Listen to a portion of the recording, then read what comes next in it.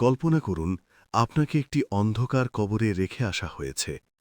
আপনার চারপাশ অন্ধকার, মাটির দেয়াল আপনার শরীরের খুব কাছে। আপনার আপনজনেরা মাটি দিয়ে চলে গেছেন। ঠিক তখনই শুরু হবে আপনার আসল পরীক্ষা।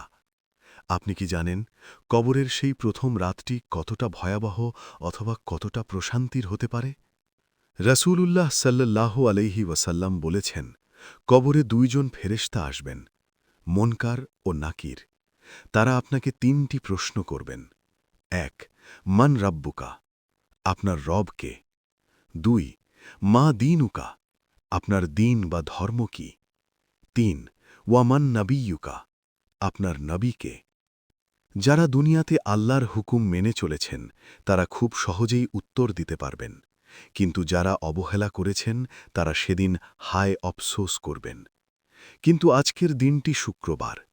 নবীজি সাল্লাল্লাহু আলাইহি ওয়াসাল্লাম বলেছেন, যে ব্যক্তি জুম্মার দিনে মারা যায় আল্লাহ তাকে কবরের আযাব থেকে রক্ষা করেন।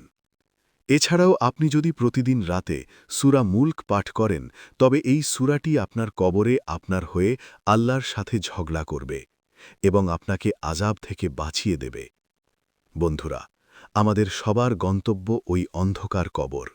আসুন আমরা ৫ ওয়াক্ত নামাজ পড়ি এবং কবরের পাথেও গুছিয়ে নেই। ভিডিওটি ভালো লাগলে আপনার বন্ধুদের শেয়ার করুন যাতে তারাও সচেতন হতে পারে। কমেন্টে অন্তত একবার ইয়া আল্লাহ আমাদের রক্ষা করুন লিখুন। সাবার স্টোরিজের সাথে থাকার জন্যে সাবস্ক্রাইব করুন।